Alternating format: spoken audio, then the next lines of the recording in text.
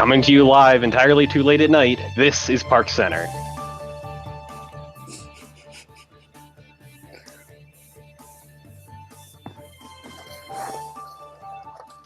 Hello, everybody. Welcome again to ParksCenter. My name is Ben. I'm going to be your host for the majority of this evening. With us here, I've got Whitney. I've got Ron. Aloha. I've got Peter. Sivako. And Jill. Hello. All right, folks, let's go ahead and dive on into this, starting off with a recap of what's happened in ParksCenter tonight.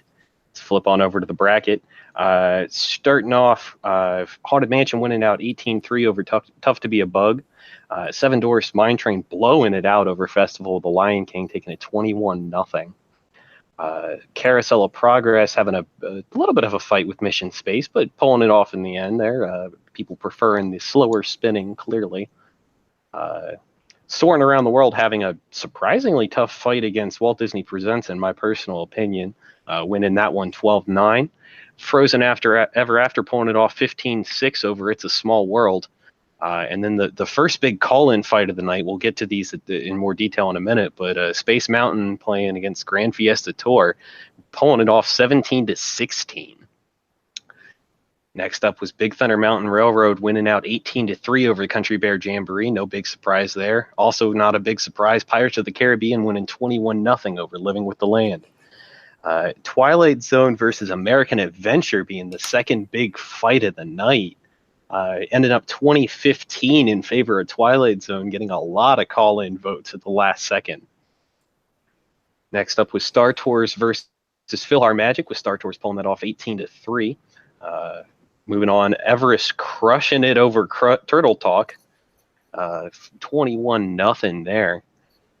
Kilimanjaro Safaris in what I think is a bit of an upset, taking out Peter Pan's Flight 18-3. No call-ins, no nothing. Flight of Passage winning 21-0 over Journey into Imagination. Again, not much of a surprise there. Muppet Vision versus Spaceship Earth being a very tight fight, though, along with Splash Mountain v Dinosaur. Both of those being 12-11 fights. The first one going to Muppet Vision, the second one going to Splash. And then our last one of the night, the Tomorrowland Transit Authority People Mover shutting out Toy Story Mania 21-0. So let's go ahead and jump right on into that last one. TTA beating Toy Story Mania 21-0. What do people have to say about that? Well, I'm definitely a little shocked by this. While I'm not entirely surprised that People Mover won, I am really surprised that it blew out Toy Story Mania. I mean, you've got one of the most popular rides, not just in studios, but in the parks in general, and it completely lost out to People Mover, which is a great ride, but just total shock there. Yeah, I've always thought Toy Story was overrated, but seeing it blown out like this, I mean, I would choose TTA, but I can't believe nobody else chose Toy Story. That's especially Tom, who's, raved about that since day one when it opened. Yeah, I'd like to apologize to anyone who was born in 1985 or later for being unrepresented here in the Toy Story Mania battle. Granted, I was okay with whoever won this fight, but a 21-0 blowout is shocking. Look at the lines for both. And I know that's not the telltale everything, but Toy Story Mania is such a cool, inventive ride. And for it to be blown out 21-0 by a track around a second story of 80s land that never stops is a little bit upsetting. But I'm okay with it either way. TTA is a fun ride. I go on it every time I'm there. Yeah, I'm not surprised at all, actually, because for me, Toy Story Mania has always been a ride that I can ride once during my trip and be done.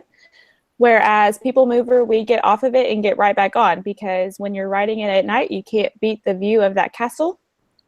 So I think with that one, that's I was expecting that, actually. Maybe if all Toy Story Mania cars had the special button, it would be better and everyone would like it more. I would have voted for it then if all the cars had the special button. Yeah, I honestly was expecting this outcome, but I wasn't expecting it to be like a shutout like this. Like I really like Toy Story Mania. Like I got there the first day that it was open all day for soft opening, and I rode that thing like 20 times over the course of the day. Like I would just do it like 5 times in a row. My hand would get sore, and I'd go ride Rock and Roller Coaster for once, and then just go back and forth between the two all day. I was expecting at least something to show up here, some votes or something, not a full blowout. And not even like a lot of love for it either. Like other than Tom, nobody else was like, oh, well, I love Toy Story, blah, blah, blah. It was pretty much just, boom, I'm voting TTA.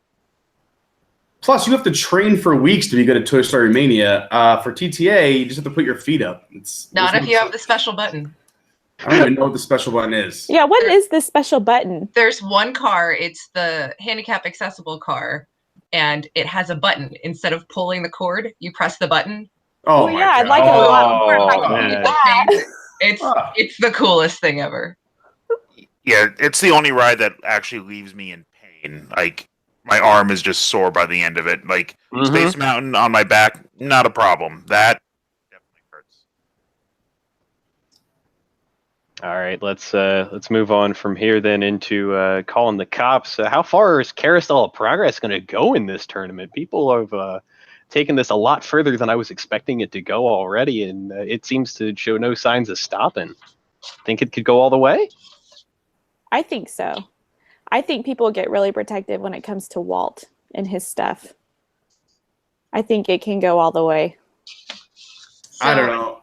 Go ahead, Joe. I was just going to say, based on the way people were talking about Soarin' tonight with not a whole lot of love, I think Carousel of Progress has a very good chance of beating Soarin' in the next round. However, after that, it's facing either Mansion or Mine Train, and I think it's going to have a lot harder time at that point.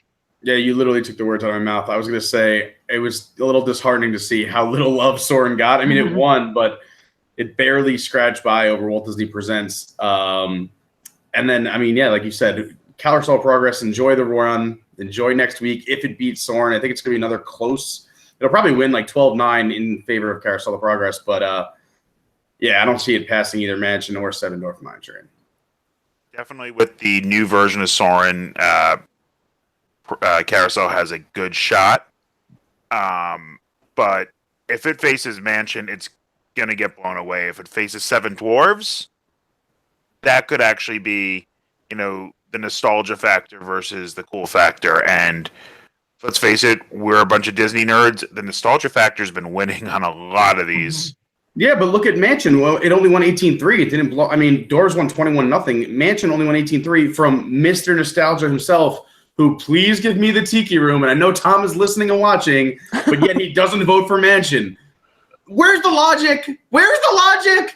Well, and this could be definitely, if Carousel goes up against Mine Train, there's been a theme here tonight of apparently the panel doesn't like thrill rides. So Mine Train's a thrill ride. Carousel might beat it. Yeah, I'm gonna take a minute here to just pull up a graphic that I made up here. We've still got 8 attractions in contention for Magic Kingdom. Wow. Well, that's the unfair number again. Well, there's more attractions to begin with, yeah. Right. How many were to start from Magic Kingdom? I know, that's fair. The reason these seeds are so weird is because of that. While that's entirely true, I do think there's something to be said for the fact that it's still got over 50% of the tournament here, because they did not have over 50% of the seeds. It was maybe weighted like 30-35% in their favor, and they've taken that and ran with it. It's the nostalgia factor. If you put this panel voting on these on ECVs and let them drive through Marceline, they vote for that ride over any ride in this bracket. Oh, goodness. Well, like I said before, it's kind of unfair because a lot of us have rode and ridden these rides hundreds of times. So it's hard to be completely unbiased when it comes to stuff like this. Because if you've ridden a thrill ride so many times, I mean, it's kind of hard to keep choosing that one over and over again. I don't know, though. I've been going to the parks. One along, though, because we're overtime on this one. Moving into the Grand Fiesta Tour versus Space Mountain fight. That was a bit of a doozy. Pulling it out by 1 point. Yeah, I'm happy Space Mountain won. Grand Fiesta, I am a huge fan of. Everyone who is friends with me or follows me will know I love Grand Fiesta Tour, but Space Mountain is just it's too good. One, if everyone walks past Mexico, no one pops into Mexico and be like, oh, I gotta go on Grand Fiesta. What's the wait time? Is it 5 minutes or 8 minutes? I gotta go find out. If you're walking past Space Mountain and you see 5 or 10 minutes, you're like, I don't care what we're doing. We're going on Space Mountain. It's 10 minutes. And that has rewritability. When you get off and you see it's 5 minutes again, you're like, we're going again. This is great. When you get off Grand Fiesta Tour and it's still 5 minutes, you're not like, oh, hey, gang, forget the Rest of World Showcase. We're riding Grand Fiesta again. Grand Fiesta is a fun ride. I love it with all my heart, but there's no way it should beat Space Mountain. To quote Marcy, how could you even vote for Grand Fiesta? I think she was totally right when she said that. And Nathan had some good points too. I don't think it's that great of a use of IP. I feel like the IP is shoehorned in there. It's not that culturally interesting. They put up these little video snippets that they give you practically no context for. So you're not learning anywhere near as much as you could on that ride. And it's a mediocre boat ride. Like, I don't know, you're just on a boat and you go past some screens and yes, the Three Caballeros are at the end and that's great. And I loved that movie and I have a lot of fondness for them, but I don't think it's a great ride at all. I think it's the best ride in Epcot, but I still don't think it holds a candle to Space Mountain. If anybody remembers the original tournament we did of this a few years ago, if Scarlett and I were in the same room, it would have come to blows over Mansion versus Grand Fiesta. And I said it there, and it was said tonight. There's something Splash Mountain-y racist about Grand Fiesta. Like some of those scenes that came out of the original videos that they just kind of overlaid just feel that way. I mean, at least it doesn't have you can buy cheap from If You Had Wings, but it still has that uncomfortable feel at times.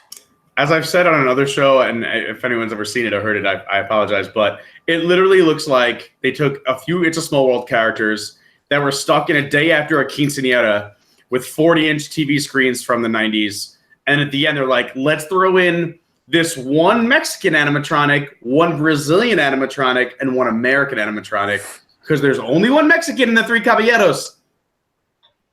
Anyway, that's all I have to say. It's the best they could. It's better than their other alternatives.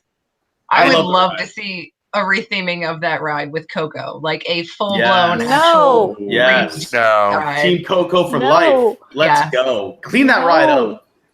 I can't wait. And take the Three Caballero animatronics and put them somewhere else, because I think they deserve to be somewhere 100%. But yeah, only one of them is Mexican. Very good point, Pete.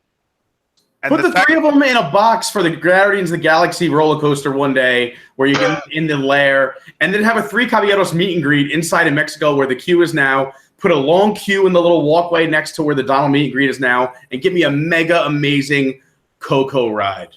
Mm-hmm. Yes.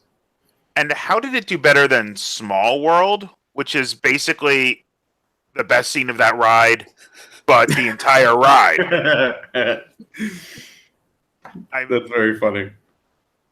I've always called it. Wendy, you seemed like really upset about the idea of this. I can't even argue it, but like I said, Grand Fiesta is one that I want to be riding years and years from now, whereas Space Mountain, I can ride it over and over again, but just because I can ride one ride over and over again does not mean I love it more than another ride. I can't ride Space Mountain when I'm like a lot older. I mean, I want to be able to ride Grand Fiesta for years to come because A, it has Donald, and B, it has Donald in a sombrero. I cannot argue with Donald in a sombrero. Moving on, though, American Terror, Tower of Terror versus American Adventure. Is this the darkest timeline? This result, I was not expecting it to turn out the way that it did, and it was a bit of a fight the whole way through. 2015 for Tower, just pulling it out at the end with 8 points at the last second, was it? Thoughts? I got so nervous every time there was a phone call because I was convinced that it was going to be the call that pushed American Adventure over Tower of Terror, and that I would not be able to wrap my brain around that. I was nervous at first, but then I had faith in Tower because just like the ride, there's ups and there's downs, and there's back and there's forths, and you never know what's going to happen, but Tower of Terror will always prevail. I was so happy it won.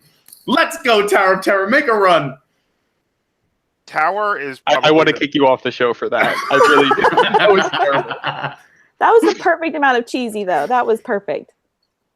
Tower is probably the best ride in Orlando, and American Adventure might be the best show. So it really is a good conflict, but Tower is just almost perfect in everything it does. From the setup in the queue, it's got story, it's got thrill. The only advantage I would give to American Adventure is everybody can do it, but then again, if you don't speak English, maybe you can't. And you can still get the gist of Tower without a language barrier.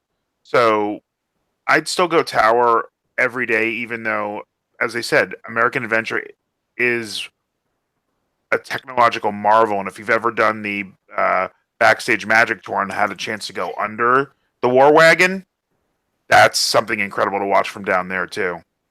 Yeah, it really is. I managed to get on that tour once, and that entire backstage area is just so impressive.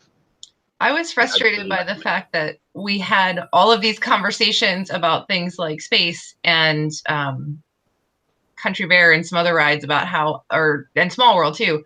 Oh, if this was the Disneyland version's better, I would have voted for that. But nobody said, oh, by the way, we have the hands down best version of Tower. Yep. And that, for why that was an argument for so many other matchups and it wasn't an argument for this one kind of bothered me, because this is something that we do hands down better than any other park. And I think that should have gotten more love. I think another interesting pattern that developed throughout this entire round, including this matchup, is if you look at shows versus rides. And all the shows pretty much got eliminated, with the exception of Carousel of Progress, but that's kind of a ride and a show. You mean Mansion beat Bug. Walt Disney Presents was knocked out. Country Bear was knocked out. America was knocked out. PhilharMagic was knocked out. Turtle Talk was knocked out. You keep going through, and even Marcy mentioned herself, the rewritability of shows versus rides. Even Lion King versus Seven Doors. And Lion King, we could all agree, is one of the most amazing shows we've all probably seen. It seems as though rides are beating out shows, and I think we can expect that to continue. Obviously, Avatar versus Muppets. If Avatar doesn't win that, I'm setting my entire house on fire. But I'll be right there with you. Yeah. But I think we'll see that trend continue of rides over shows. We love the shows, but I think that's why ultimately Tower of Terror took it over America. On top of both have amazing technology, and I think that when you go down to that and you cancel those two out, what's the better experience overall, the rewritability, et cetera, et cetera. Again, no one's getting off America and saying, let's go do that again. Exactly. Mm-hmm. Yeah. I would ride Tower 10 times in a row to use my brother's measuring stick. Mm-hmm. Absolutely. I might not be able to walk afterwards, but... Yeah. All right, moving into the March Tragic recap and our predictions for next week. Let me see if I can flip over to that real quick. Just a brief recap. We've got the wall carpets moving on. We've got Legally Not Citrus Swirl, the Ip Cats, the Bob Chapek Robos, the Figment Funko Fighters, the politics of the correctness pulling it off. Walt Disney Presents Things from After I Died. And Because Money, all moving on to the next round. What are thoughts, comments about where we're going with that long term? I want to see the final two be the Bob Chapek Robos versus Because Money. Yes. Because that just says it all. I don't know. I have my final four as the wall carpets, the IP Cots, the Funko Fighters, and Because Money. That's my prediction. Ip Cats. The Ip Cats have been extremely popular in the chat, and that's where the votes come from. Tomato. Love the Ip Cats. I'm just having a problem seeing what some of the graphics on these are going to be, and that's how I'm thinking of them. Like Politics of the Caribbean, the correctness, just redoing the logo with that one would work so well, as opposed to so many of these others. And I know Disney didn't do their shirt tournament, but I still think of it in that kind of concept, and that's why I'm having trouble picturing a lot of these. That's a really good point. Everybody's been going crazy about Because Money, but I don't know how you're going to do that on a shirt. Are they just going to put the parking bill? Right. Or just just put say all like four. because money quotations, it's not just Shanghai. You know, we're dead, whatever. Or you could even do something simple like all four icons with because money underneath it. I mean, and people would know what you're talking about just from there. That's totally fair. Moving on to the second half of this, what do we think is going to happen going forward? I mean, we've talked a little bit about it, but anything we haven't covered yet about what you think is going to happen in our it's going to be a week from now, and we're going to be doing the entire rest of this tournament. We're going to have a winner in a week. What do people think is going to happen? Well, I think the Mansion versus Seven Dwarfs is going to be an interesting battle, especially. I mean, at first when we first talked about this, when we saw the brackets, we thought Mansion would run away. But Seven Dwarfs were getting a lot of love, 21-0 this week. Mansion somehow lost a vote to Tough Without a Bug. So I think that's going to be really interesting. Based on how people were talking about Pirates after the update, that versus Big Thunder got a lot of love tonight, especially after that fan favorite Country Bear Jamboree. So that's going to be an interesting matchup. Obviously, I think Tower of Terror beats Star Tours. I think Everest versus Safari, I'm going to be so torn on that. I love both those rides with all my heart. Avatar obviously beats Muppets, I hope. And then let's hope Splash beats TTA. But another very interesting battle. There's a lot of fun battles coming up that I'm really excited about.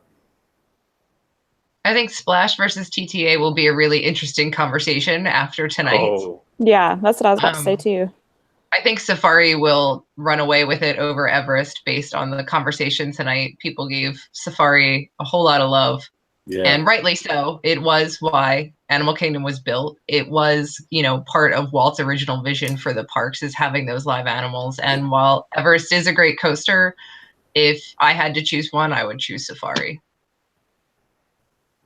I will be interested to see what happens in the Frozen Ever After versus Space Mountain battle, simply after Space had such a hard time getting through. And people gave Frozen a whole lot of love tonight. Yeah, and, especially over Small World. Yeah, they really did. All right, and then moving on to our final topic for the night, a little bit of overtime here. We're going to go off topic from the main March Madness stuff. Paying for resort parking. This news just came out today, and I know some people here have some opinions on this, and I think we should talk about this. What are people thinking about the fact that you're going to have to start paying to park at your resort? Because money. Yep. This might be the step too far, I think. They've had these resorts are already priced at a premium. Room versus room, All-Star is just a clean version of a Motel 6. Let's be honest, for the rooms. It has a a slightly better pool. It has the Disney transportation, which isn't that great from there. It's always crowded, and the extra magic hours have been diminishing in value. So, is it now worth that much more over a off-site cheap hotel that it's 3 times the price plus parking? I mean, I always considered the benefit of being able to park at the parks and at my hotel into the price of going to a resort, and now I have to think about that. And Magical Express is horrible, the amount of time you have to waste waiting for that. And in particular, I do a lot of split stays at different hotels and off-site and on-site. So, even trying to figure out how to get the car for part of a trip and not is going to make things really difficult. Yeah. I'm so unhappy about this. I love having a car at Disney no matter where I'm staying, off property, obviously, but on property, I love it. You can get around to the other resorts. You can check stuff out. You can go off property and actually see something outside of Disney World. Oh my God. Last time during the 10th anniversary, I hopped in my car and drove to the Rick and Morty event in downtown Orlando, and that was awesome. So I don't know. Yes, there's such a premium for staying on property. Especially, you're going to charge people Grand Floridian rates, and then you're going to charge them to park. That's just, it is a step too far for sure. And it's scaled to go up with the hotel price. I would see it going the other way in this case. Let me pull that up real quick.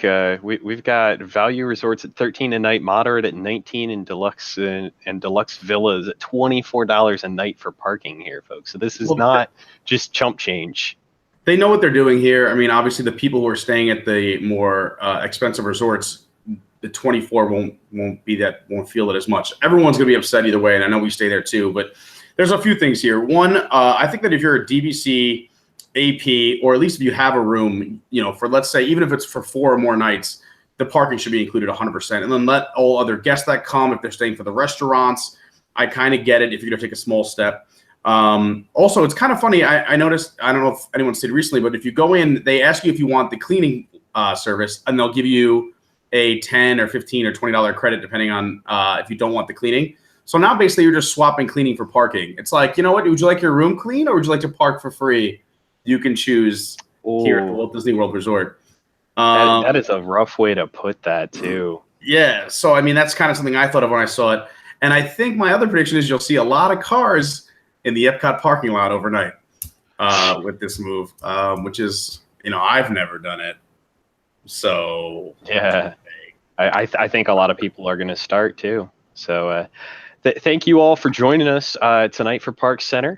I've realized it's a little bit late if you're watching this live. Thank you for staying up with us. Be sure to tune in tomorrow night if you're a Wigs member. We've got See You Real Late coming. And if not, we'll see you again in a week. Wednesday night, we're going to close this whole tournament up, and we'll be here right afterwards to talk about it with you. Have a good night, folks. Woo! Good night. Bye. Good night. Good night.